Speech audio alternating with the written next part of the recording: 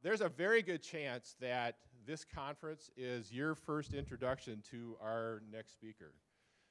After reading Kentaro Toyama's book, Geek, Heresy, it became clear that, like many people Dr. Deming learned from and quoted, Kentaro has something very important to share with us and the world.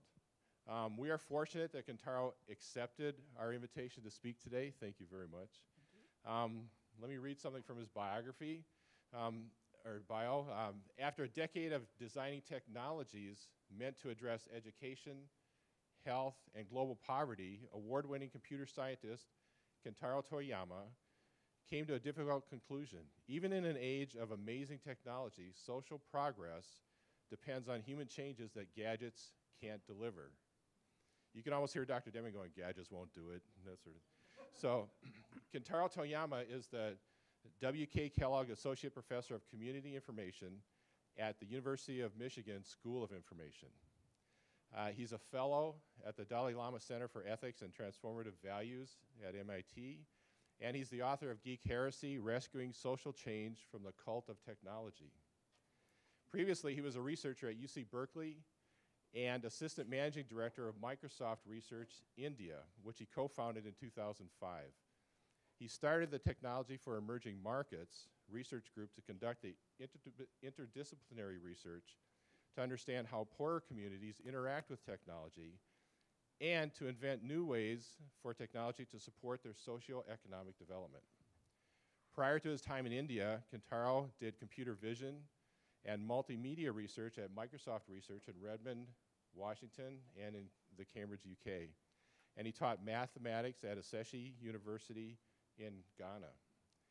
Kentaro graduated from Yale with a PhD in computer science and from Harvard with a bachelor's degree in physics. He was born in Tokyo, raised in both Japan and the United States, and he currently now lives in Ann Arbor, Michigan. So please join me in welcoming Kentaro Toyama.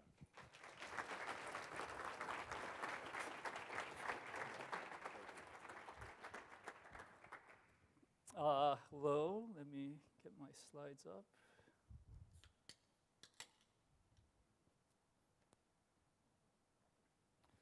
So thanks for that introduction, Eric. And I'd particularly like to thank Dick Steele, who's in the audience and I believe is a pillar of this community. It's really Dick who got me involved in this group. He, I think, read my book and found some resonances with Deming. I have to confess that I was not familiar with Deming's work that much, and even now, not a whole lot. Of course, you know, I'm Japanese, so I've heard his name bantered about, but it's sort of in the same way that most of us, you know, have heard about John Locke and his influence on the U.S. democracy, but don't really, you know his work unless we've studied it closely. So my approach to Deming's ideas came from a very different path, and I think it's a demonstration of the fact that, you know, if you keep your eyes open and do the work that you're interested in, you will eventually come to very similar conclusions. So what I'm going to talk about today is my work with technology as a way to try to improve society overall, and how that doesn't necessarily work out the way that I had initially imagined. So I know many of you are rocket scientists and statisticians. I have a book out called Geek, Heresy, and so I always feel like, you know, I have to establish my geek credentials up front, but I can't do it very easily in this audience. So I'm going to do it with a graph instead.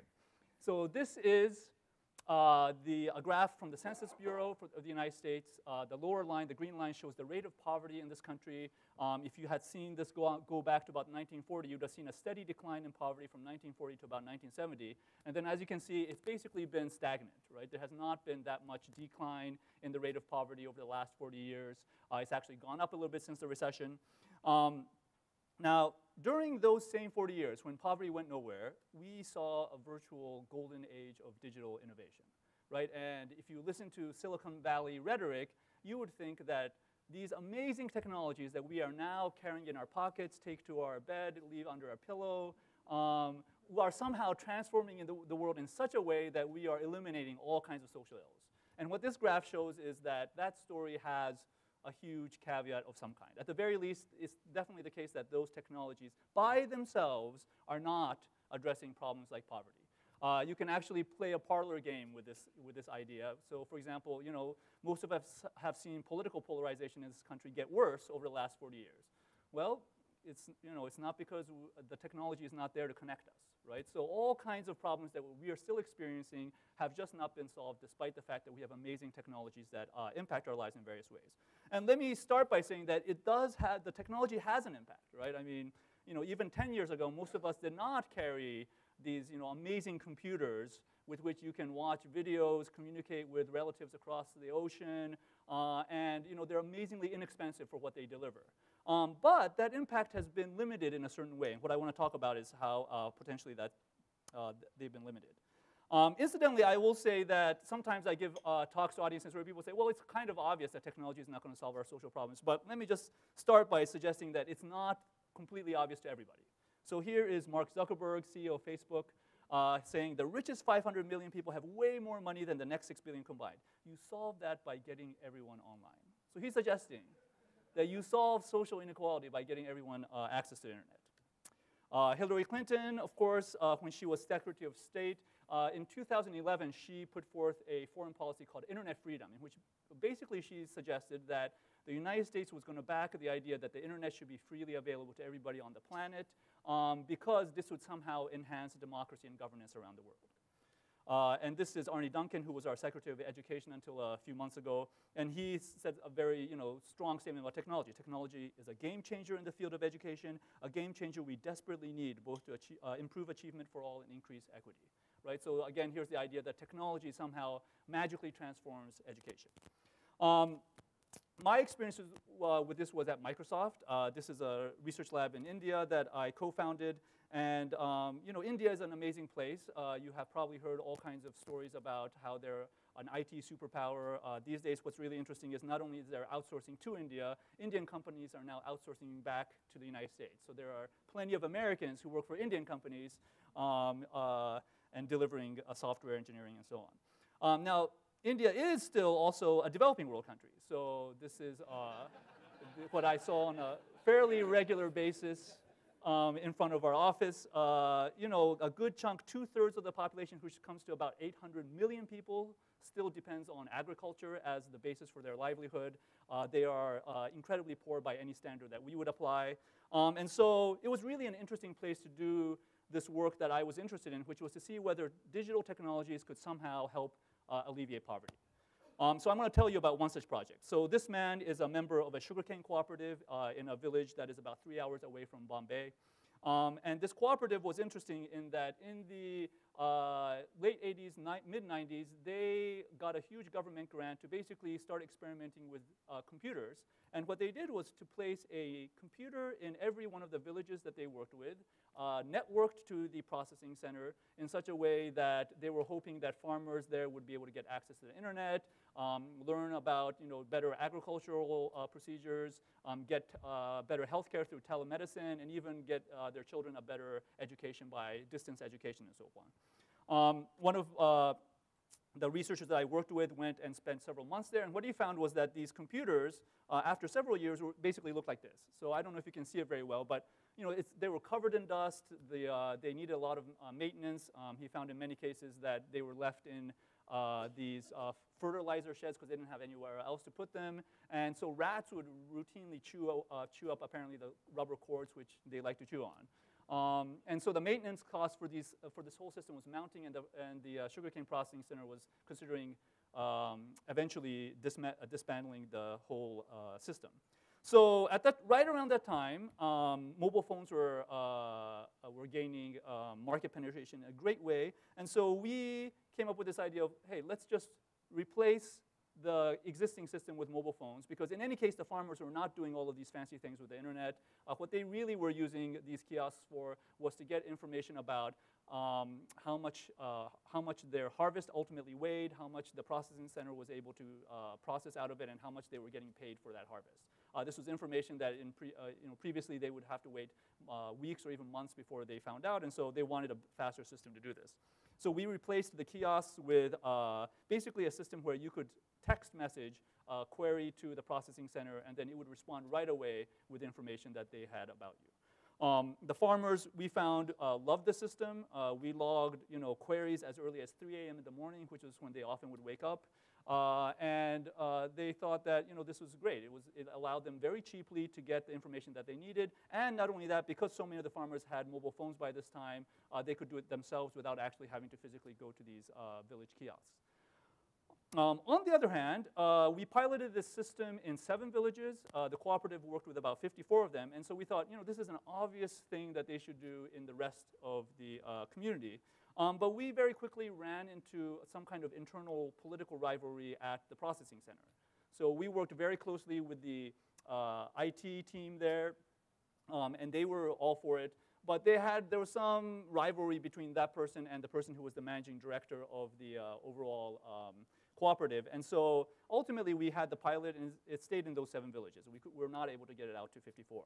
And so this is a situation where the technology was pretty good and was liked by everybody who was involved, but ultimately didn't get out there because of larger institutional forces that at least we as researchers coming from the outside could not affect. And over the years, I ran into situations like this over and over and over again, where despite really good technology, some limiting factor in the people that we were working with the organizations that we were working with, sometimes with the government, was the limiting factor in whether or not the technology was actually being used in a way that was advantageous. In some cases, it was that that we could, we had a good technology. Worked for teachers, but not all teachers found it useful because they didn't want to put in the extra time to learn how to use the technology. In some cases, it was we had government officers who were fundamentally corrupt, and so even though they had a system that might make their system more transparent to other people, they would, if they had the power to shut it off, they would shut it off, and usually because they're government officers, they had that power. And so on and on and on. And because this happened so many times, I wanted to understand why it was that it wasn't enough to have a good technology in order to change some larger social situation. And the conclusion I came to is a very simple one, which is basically that for the most part, technology amplifies underlying human forces. So where those human forces are well-intentioned and capable, the technology makes things better. But exactly in those situations that we most wanted to help, where either people were indifferent or corrupt, or where they were not capable of doing the things that they wanted, even without the technology, it didn't make a difference how good the technology was. It didn't make a difference how well we designed it. In the end, the technology had no positive impact. In some cases, it had outright negative impact. So, on the one hand, this seems like an obvious idea. On the other hand, it has corollaries that we often are counterintuitive. So what I want to do is ask all of you a few questions and give you a little bit more insight into the way I perceive this. So the first question is this, okay? For some of you, you won't need to imagine, but hopefully not too many.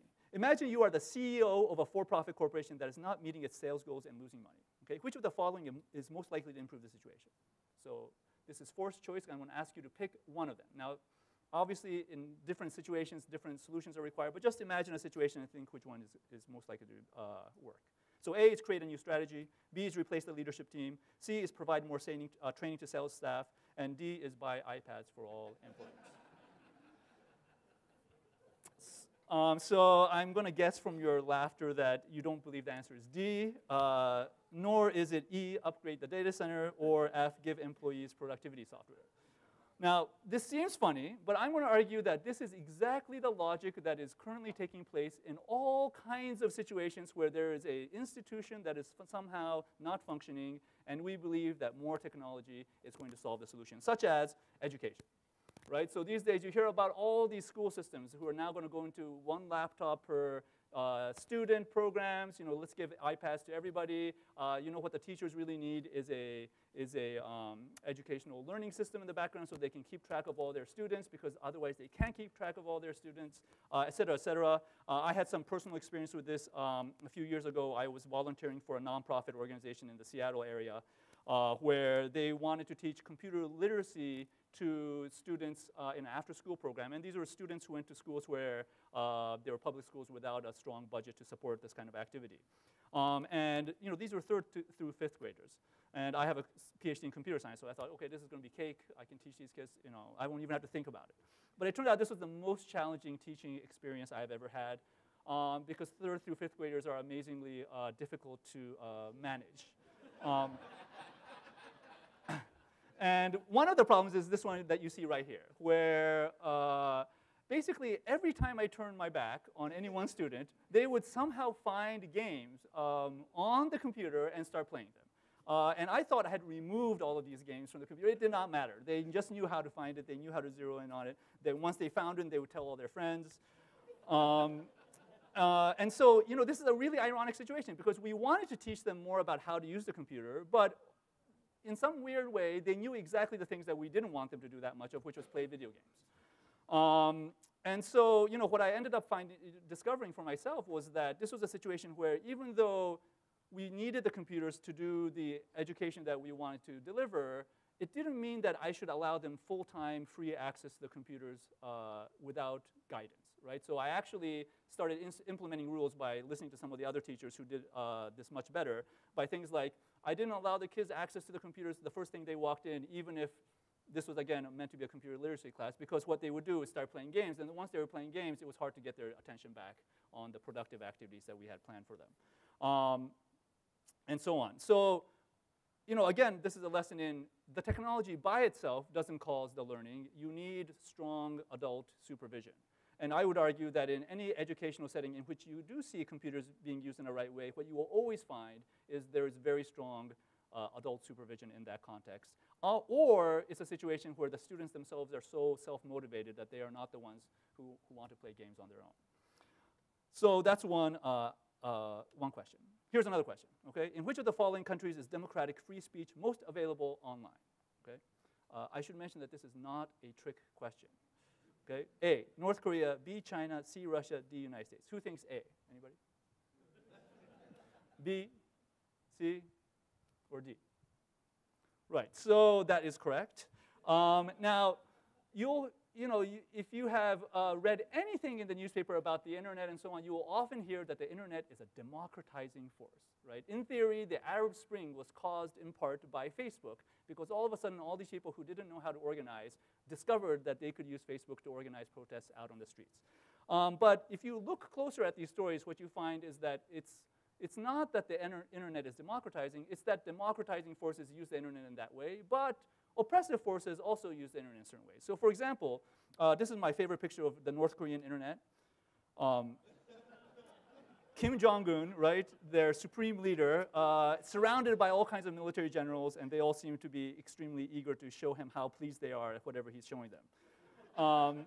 The interesting thing about North Korea is that they have their own internet, right? So it is an internet that uses the same technical protocols as the rest of the world's internet, but it is totally disconnected from the rest of the world's internet, except for a few points where certain government officials have access to the rest of the world. So if you are in Pyongyang and you happen to have access to the internet, you cannot see Google, you cannot see Facebook, you cannot see the New York Times, you cannot see anything else that we normally see online. They have their own versions of many of these things, and you can be pretty sure that nobody there is criticizing the supreme leader online. And so this is an indication that it's not that the internet brings democracy, it's that, if anything, the internet is amplifying whatever political situation is already there. Similar stories apply for China. So China is interesting in that there are something like 300,000 people who are employed to help censor the internet in China. There's a professor at Harvard who's done this interesting study where he basically started his own social media company in China as a way to understand how this works. And apparently, the government is very happy to tell you exactly how your internal private censors should work. He found that within 24 hours of any blog post, if it's objectionable to the Communist Party, it is basically removed. Right? So this is an amazing censorship machine that the state is over there is imposing on what you might consider the internet. So again, very different way of handling the internet. It's not free speech over there. Russia is yet another example. It's very interesting. Putin appears to be okay with people posting wherever they want, but the Russian government hires an army of trolls who pretend to be regular people but are constantly spewing government propaganda in a way that sounds like it is coming from regular people. And so if you're online on the Russian internet and you read articles that seem like they're coming from people that you might be your neighbors, they might very well be coming from government propaganda. So all of this is to say, again, that the internet is not one thing. what we experience of the internet happens to be the way it is because we live in the United States. We have free speech online because we have free speech offline, not the other way around. Everywhere else, the internet is reflecting the political situation in those countries. All right, last question. So some of you may have heard about massive open online courses. These are kind of courses that are packaged and online where you can basically go through and, for example, take an MIT course on electrical engineering if you wish. They're called MOOCs. Now, several years ago when MOOCs came along, there was a big, promise that they made, which was that these online courses are free online, right? So if you can get yourself to any public library in the United States, you could potentially earn the equivalent of the education of an MIT PhD student because all of these courses are online. The solution sets are online, the problem sets are online, the assignments are online, the quizzes are online, the lectures are online, everything you need to learn this stuff. So the question is the following. Which of the following groups most often completes massive open online courses? A, anybody? B? C? C, yes. So now we actually have data from many of these MOOC platforms, and the overwhelming data from that suggests that it is people who already have a college education who think that studying more is a kind of a fun hobby who actually complete these MOOCs. People who don't have the basic foundational education to study on their own have difficulty completing these things. Many people who who are on their feet all day and have a hard work day or maybe working multiple jobs certainly don't have the time or energy to do a MOOC on their own time at the end. And so this idea that the technology by itself somehow levels the playing field is again partly is certainly mistaken. And so that brings us back to this initial graph that I showed you. Why is it that all this amazing technology hasn't contributed to eliminating poverty in this country? And we are among the richest countries in the world, so it shouldn't be something that we would have to struggle with. Why is it that inequality doesn't appear to be improving that much? Why is it that political polarization is happening more, even though we now have more tools and more ways to connect with each other? And I would argue again that it is because technology amplifies underlying human forces, and I think in this country we are not yet at the point where we are unified as a country to believe that poverty is something that we should work to eliminate, or inequality is necessarily bad, or that political polarization is necessarily a bad thing. And until we as a society believe that those are really negative things that we really need to put in effort to avoid, it doesn't make a difference how great the technology is. The technology is not going to contribute to those forces. Now, as Eric hinted, this is all very obvious to all of you because it is exactly the kind of thing that Deming would have said. In fact, he said exactly this. The transformation can only be accomplished by man, not by hardware, including computers, gadgets, automation, new machinery. And I could not agree more. So, the idea that technology by itself can fix dysfunctional institutions, definitely not the case. Can you improve governance or bring about more democracy through technology? Probably not. Can you use technology as a way to shrink inequality? At least not by itself. In my book, I talk about how, in some sense, technology is represents in some way a larger kind of societal trend that we're experiencing right now, in which we want to make things more mechanized and managed by numbers. You hear a lot about big data and so forth. Go by exactly the quote that we heard earlier, which is to suggest that if you can't measure it, you can't manage it. And so in my book, I have these 10 things that I think are currently causing us to go in this direction where we keep thinking that technology is going to be the solution. And when I became familiar with Deming, I found that there were very close correlations between his deadly diseases and each of these ideas. And in fact, they kind of overlap very, very nicely. A lot of what Deming was saying is basically, don't believe that the measuring of the thing is going to cause you to improve things. In fact, it can often have a counteractive problem of causing people to game the system so that the metrics go up, but nothing really improves in the underlying processes. The other thing that I think he was really focusing on was long-term planning as opposed to trying to find short-term, improve short-term outcomes. And I completely agree with all these things. So one question is, what does this all mean for how we should use technology or how we should interact with technology? And so I've given quite a bit of thought to this. Basically, if you believe that technology amplifies underlying human forces, then the then the corollary to that is that you need to have the right human forces in place for the technology to have positive impact. And Deming would put this as the first step of the transformation is transformation of the individual. So one example of this. Sometimes you just have to say no to technology. So as you heard in my intro, I'm at a school of information. The information school is interesting. We say we study things at the intersection of people, technology, and information. Some of us on the faculty are computer scientists and engineers. Some of us are social scientists. Some of us are anthropologists and so on. And so there's a spectrum of people. There's some of us who are really excited about anything technological, and we just want more technology everywhere. And some of us are extremely skeptical about being a little bit too cavalier about technology. And one of the big kind of questions in our environment, because we're all teachers, is whether or not we should be allowing laptops in the classroom. This is a photograph of a different classroom, but you can see this is more or less what happens these days if you allow undergrads and master students to use laptops in the classroom, which is, in theory, they're taking notes, and they are looking at the materials that you're asking to look at. In practice, they're browsing YouTube, watching cat videos, and so on. So, in my class, I actually forbid students to keep their laptops open unless it is an activity that requires the laptops. This is a lesson I learned from my third graders. But the thing is, the proper use of technology also involves knowing when not to use technology. And I think that is a general lesson that Deming would also accept. One way that he thought about this is that you cannot buy your way into quality. You cannot buy gadgets and then expect that quality is going to happen. So the second one is that there is, none of what I'm saying is a recommendation that we completely avoid technology altogether. There are certainly many places where we need to use technology. I mean, I could not do my work without a laptop these days, and so on and so forth. The best way to use technology is to find human systems that are already working well, and then try to see how technology could amplify their overall impact. And so, if you have a company and you're thinking about bringing in more technical systems as a way to enhance what you're doing, I would say you want to start with the groups that seem to have their thing together and who already are doing exactly what you would like them to do in terms of management and leadership.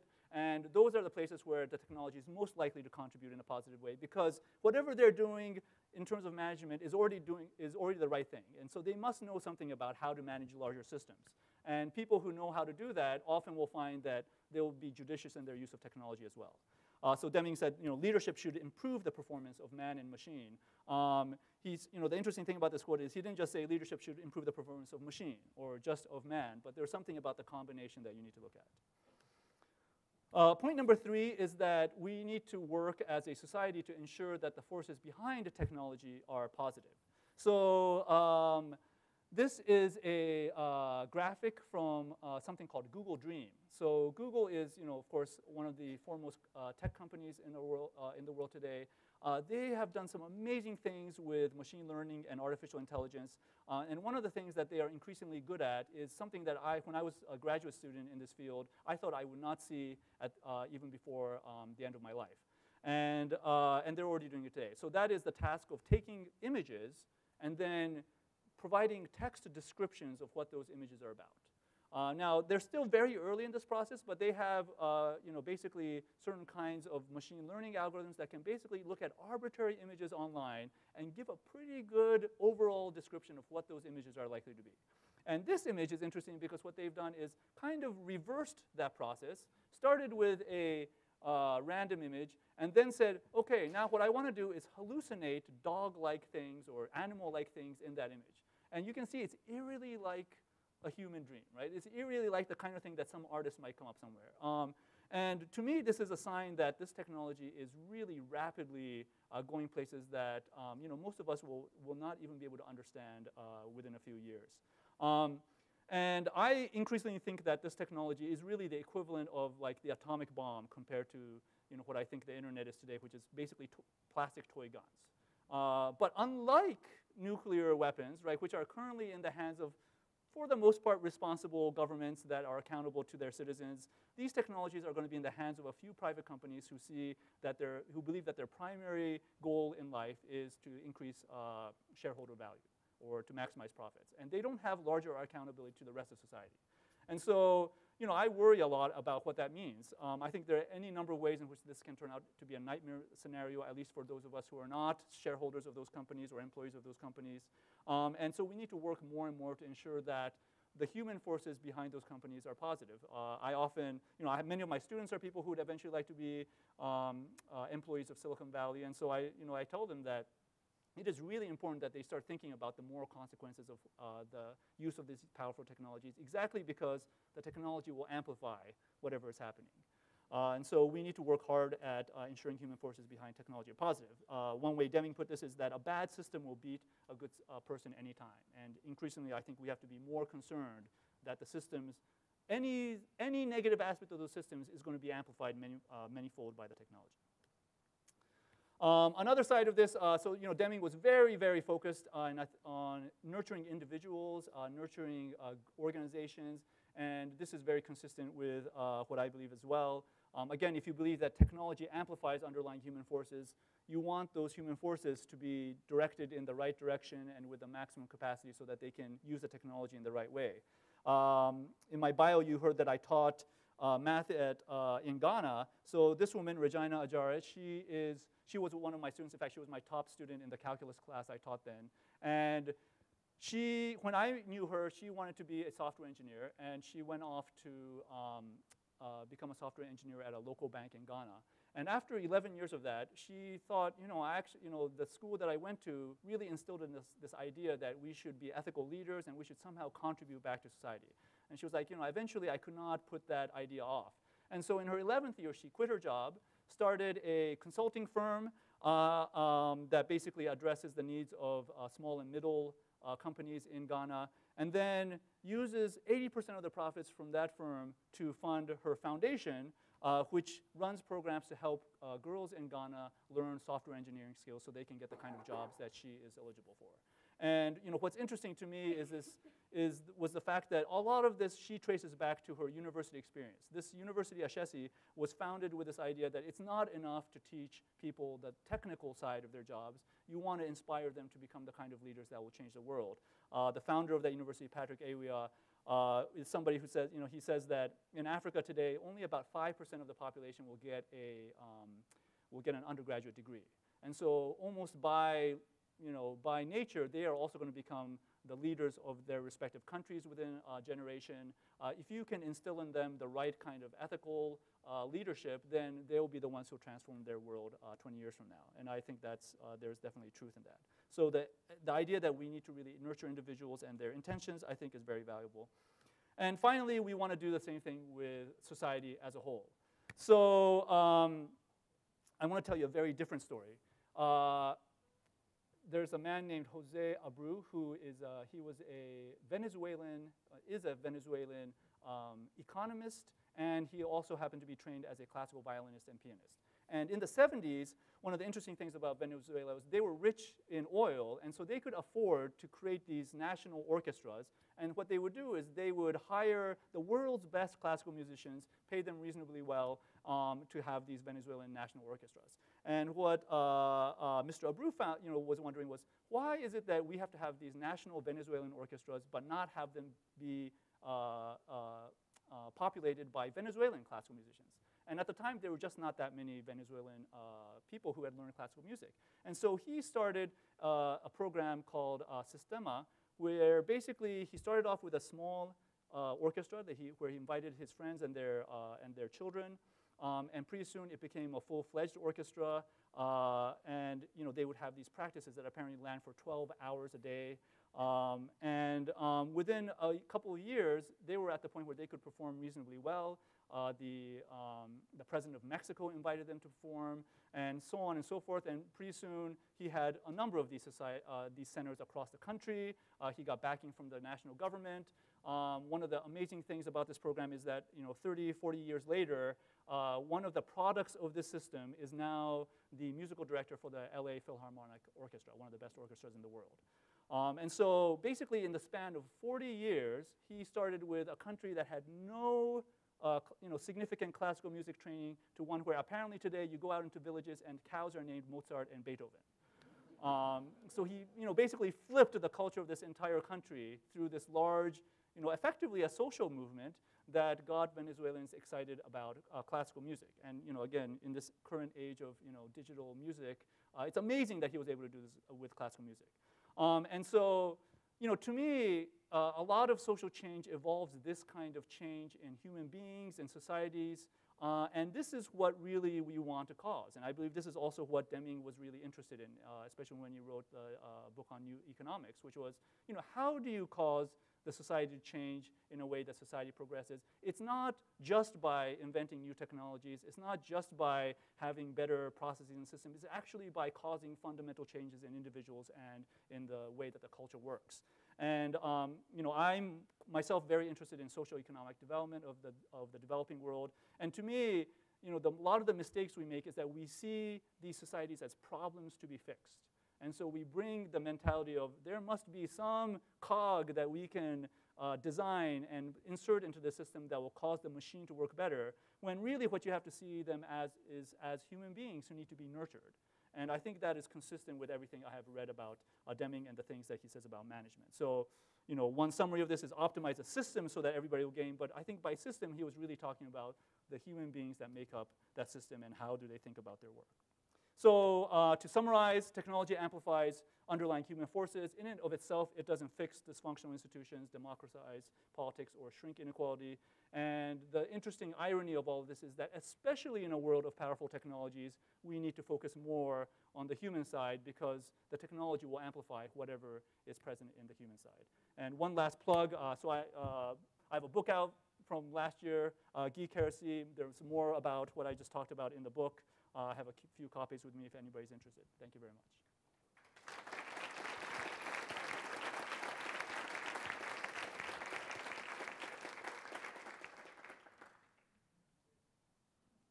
What questions do we have?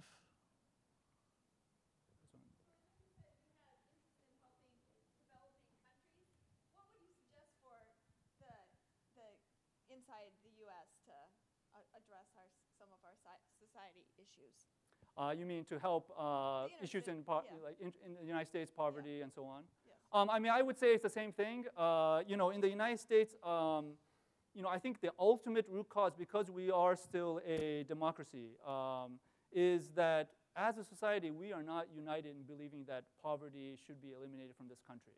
And I think that is something that requires, very intensive efforts to build more rapport with communities and across communities in particular. I think, richer communities in this country are not sufficiently connected to poorer communities to really understand what their lives are like. For many of us who are at least in Michigan, we can see these communities all around us, whether it's in the rural parts of the country, of the state, or in Detroit. I have some projects in Detroit, and so I have to say the more time I spend with them, the more time I realize that my conceptions about what it means to be poor and why poverty is caused are just wrong.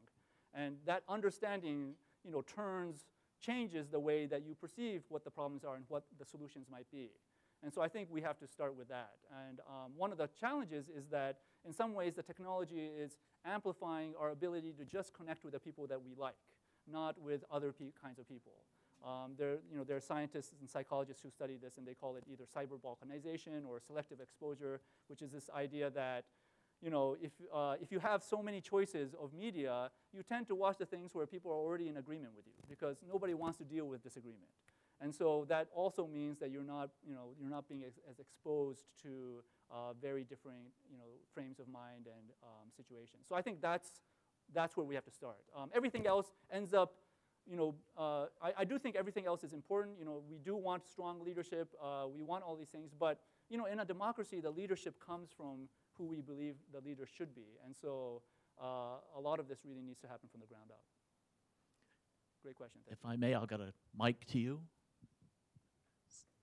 That way everybody will hear your thoughtful question. Oh, no. Thank you. My question is, if you're an individual that came from an impoverished environment and you made it out and you are upper middle class at this point, you have a different perspective of what it is to be poor. However, when you interact or go back to those particular areas, there is a mindset that is prevalent in those people that they don't necessarily want to do the things necessary to come out. How can we address that mindset in it? Yeah, that's a good question and certainly a very deep challenge. It's I don't think there's an easy answer. I would say there's two sides of that coin. So one is, those of us who are successful by whatever definition we apply to that, it's very easy for us to take credit for our success because, we have put in the hard effort and we were there when we had to, shed blood, sweat, and tears to get to that point. And so we think, oh, it's because of what I did that outcome has been achieved. And the interesting thing is it is actually important for us to believe that because if we don't believe that, we won't put in the effort. On the other hand, think about the moment when you can first remember consciously putting in effort towards your future. You'll find that you were not responsible for who you were at that point up until that point, right? Let's suppose it was at as early an age as 6 years old. Something happened until you were 6 that allowed you to be the person that thought, I need to work for myself. And so the conditions that existed until you were 6 years old are things that you as an individual were not yourself responsible for. They were probably from larger society, your family, your community, your school, and so forth. And so, to me, a lot of it is how can you address those larger systemic issues so that we produce more of the kind of people who, as you're saying, believe that their own work ultimately bears fruit. And so, yeah, I don't think it's easy. I think this is a larger question about how do you do education and child rearing in such a way that we generate more people who believe in themselves and who are willing to do the hard work to make themselves successful. But yeah, I think it requires, again, transformation of the individual. And so we have to have better systems for schooling, for teaching parents how to raise their children. There's a lot of conversation these days about early childhood education, and I think those are all going in a positive direction. I believe this is something that, regardless of your political leaning, we should all be interested in, right? So if you're liberal, I've never heard a liberal parent say, I don't care about how my kids are raised. They put in a lot of effort into how their kids are raised. And if you're conservative, you believe in personal virtue as important. And again, that requires something in the child rearing and education. So yeah, it's a tough question. I certainly don't have easy answers, but I think we need to work more at creating a larger system that helps everybody become the kind of successful people we want them to be. We have another question. So this is just taking a little piece of what you're talking about, but that screen of the dream sequence kind of really freaked me out. Yeah, I agree. It's very scary. What is that? I mean, what if I want to learn more about it? And you're so calling it a nuclear. If you Google Dream, you'll find more and more about it. But effectively, so these days, a lot of this kind of machine learning is built on what we used to call neural networks. So these are systems that are modeled in some way on the human brain. And the interesting thing is they're now so complex that even the people who are experts in this field don't completely understand exactly what is happening. But effectively, they are systems in which if you feed enough data into the process, and today we have access to mounds of data, the system eventually learns how to associate different things with different things. And so in this case, what's happened is they have a category that says, they have a category of, let's say, dog, right? And dogs, they can, there's now a way to consistently recognize dogs based on the pattern of pixels in an image. And those systems, if you redirect them in a certain way, can basically turn certain images into things that look more dog-like. It's kind of like running the system in reverse. In the same way that as a human being, because we know what a dog is, we can draw something like a dog on paper, right? And so to me, it's just a sign that our technology is getting, if you don't believe that the technology is eventually going to be smarter than people, we are on the cusp of that happening. It is not, it's not clear how that's going to happen. Some people talk about the singularity, which is the moment when, machines become, quote unquote, as intelligent as human beings. And the reason why it's called a singularity, because usually singularity is a point where, all previous patterns basically break, is that at that point, conceivably, machines will be able to make themselves smarter in a way that human beings cannot. And so you'll suddenly see this exponential rise in machine intelligence. And so, again, this is why I describe this as the atom bomb of the digital world. It's going to fundamentally change the way we think of computers and what they can do for us.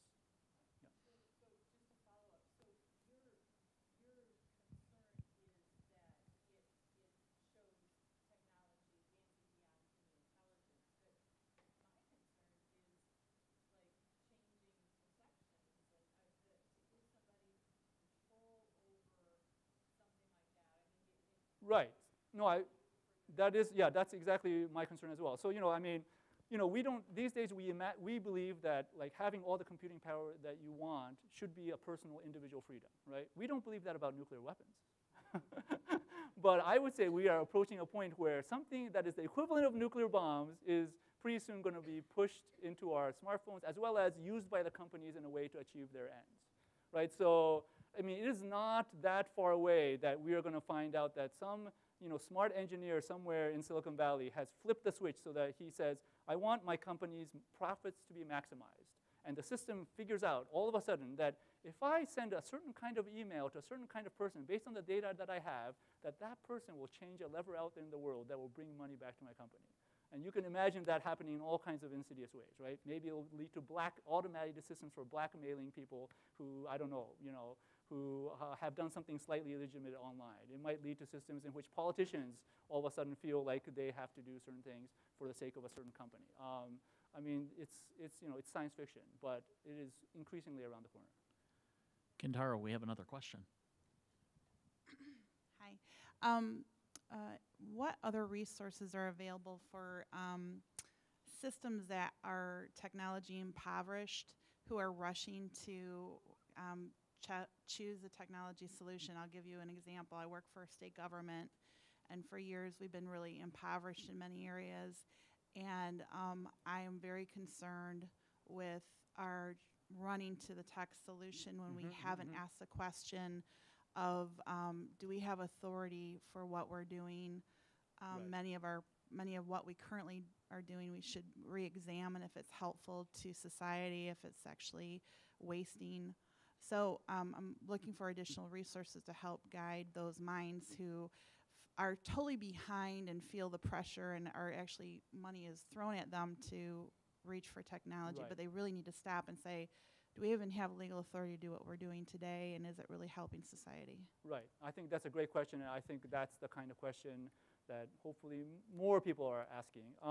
Yeah, I don't have any easy answers in terms of resources, but I would say that there is increasingly, I would say, a bit of a backlash among people who think about technology in terms of whether it's all good or not. And so one thing that you might want to do is to kind of invite people like that into whatever advisory board structures you might have so that they have a voice at the table and will raise some of these issues. And because many of these people do this professionally, they're used to thinking about all of the issues that you might want to consider before, let's say, putting everybody's land records online, for example, which is increasingly happening and begins to affect privacy issues, even though the letter of the law allows it, but it's not clear that it's necessarily in the interest of the public. Yeah. Another question.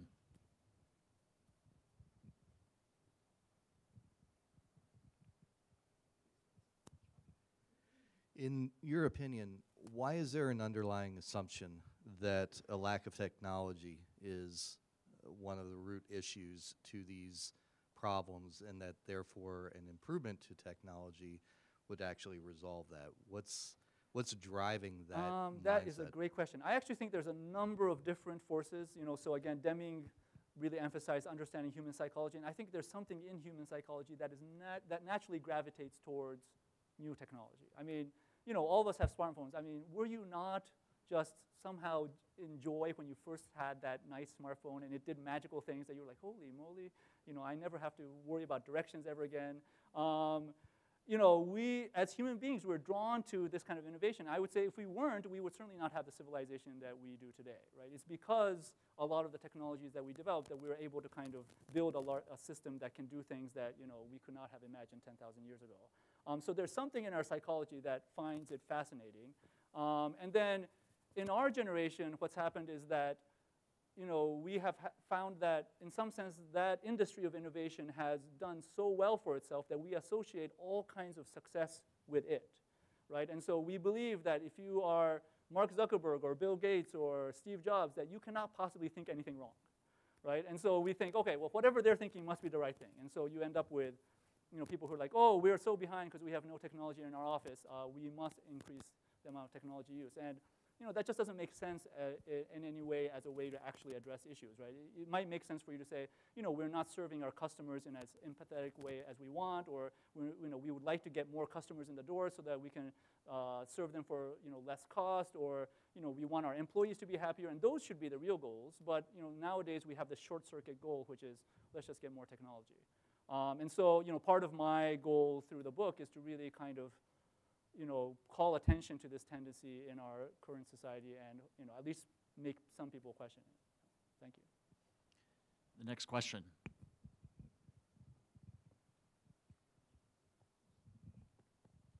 Thank you very much. I got a quick question. I work for a federal research laboratory. So I believe recently a lot of government organization as well as industry would like to either manage or process a big data set or share the collected data set to the public or stakeholder or different users. If technology cannot solve everything, when we hire a data manager or chief information officer, what's the most important criteria you are looking for? That's a great question. I think it's very similar to the one the woman asked in the back, which is that, again, you want somebody who understands the technology thoroughly, but has not become a total convert to technology makes things better. You want somebody who's willing to be a little bit skeptical, who understands the nuances of technology. Again, just as Deming said, you can have all the data that you're gathering in your organizations, but if it's not the right kind of data, or if you use it in the wrong way, it is, arguably it makes things worse. And I think that's the same with big data as well. More and more data is being collected, but if we make our decisions in a way that is entirely dictated by data, it's potentially just as bad as not having the data. Another question, Paige. So technology, in a simple sense, is supposed to work for you, right?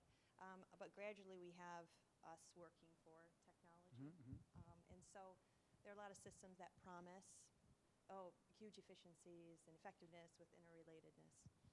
But in the end, it really just gets to customization, and then a lot of inefficiencies, workarounds, and all of that. So, similar to this future atomic bomb, what kind of things do you suggest in terms of stopping those trains? Right? Once it's established, it's essentially there, and you can't really say this ERP. Let's say, for example, SAP. Right. It doesn't have the best the best perception, or right. I mean, I think, your question is again in line of these series of questions where, basically you want to find ways to convince the people around you, or at least persuade them that the technology by itself is not going to achieve anything positive. And so you want to make sure that everything that involves new technology is being applied for a particular goal that is not about technology, right? So again, if it's for the purposes of really making a system more efficient, or delivering more value to your customers, you want to basically say, okay, what is that ultimate goal? And then trace the steps back to see whether the technology is actually contributing to it, or may have nothing to do with it whatsoever. A lot of times what you get with technologists is that they kind of hand wave about the eventual goal. There's like, oh yeah, if you use this database, you'll have more data about your people, and you'll naturally make them better performers. But as all of you are familiar with, I mean, that's just not the way data works. And so you want to kind of ask at each stage, okay, what is this technology doing? What is the intent of it? And is it really the right match for the larger goal? So I would say, keep trying to focus on the larger goal, and avoiding explanations where the technology by itself is the full explanation. We have time for a couple more questions. Oh, I have a hand back here. Just a moment. Let me get the mic to you. Hi, I have a question about determining whether technology is something that is useful, or if it's just something that we see that it's useful in one area but it's detrimental in the other. How do we determine the opportunity cost of what we're taking away from? For instance, I've worked 10 years in the restaurant business, and taking orders and being at the table as a server is a very important thing as far as interacting with guests, giving them that experience.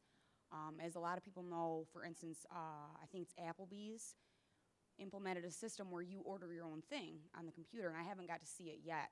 But I'm wondering, from the people that work in the front of house, the standpoint, you know, what we're seeing is, don't take away my job, because I make money by interacting with people, and we have meaningful relationships together. But if I'm not there and I don't have the opportunity to do that, you know, but then at the same time, if we implement this technology, things are faster, more accurate, we get our data points. Is that just a matter of trial and error? Or, you know, like we try it, see if it works. If it doesn't, we try something different. How do we know? Yeah, that's a great question. So I think I'll answer it in two ways. So one is, again, it goes back to understanding psychology, right? So most of the negatives and positives of technology ultimately come down to human psychology and what we are hoping to get out of that technology, right? So the same technology that allows me to, you know, send emails to my, you know, colleagues at any time of day also allows me to get distracted by things that I don't really want to distract me. And so if I'm honest with myself, you know, I'll be clear about, you know, is it really true that if I bring the laptop on the airplane, that I'm actually going to do the work that I say I'm going to do, or am I going to end up watching a movie, right? And so you might think, well, you know, if I understand the truth of that situation, it'll help me judge the situation and whether it's worth it for me to bring my laptop to that particular trip. And a similar way, you can think through, you know, the restaurant situation. I think the other thing which you mentioned, which is trial and error, is also important, which is one of the challenges with technology and, you know, also human beings is that they're both so complex that it's actually never really possible to completely predict the outcome. And so you do want ways in which you can, you know, put your toe in the water first, try it on the small scale, and then before you put everything out there. Because you'll often find that there are unintended consequences of the larger system that you couldn't have predicted. And, you know, so again, Deming puts a lot of emphasis on, you know, management being prediction. Well, one way you can predict is, let's try it in one store and just see what happens and understand what the outcomes are. And that gives you a pretty good sense for what is likely to happen, you know, if you put it into more stores. I always have this kind of order of magnitude rule, which is you want to roll things out by order of magnitude. So you initially try it at 1 unit, and then at 10 units, and then 100 units. And at any point, if you discover that things are not the way you want, you know, you can undo it. And you haven't spent your whole budget on that larger transformation. So I think, yeah, both are definitely important, both understanding, you know, human psychology, but also trying things in smaller steps. Kentaro, thank you very much.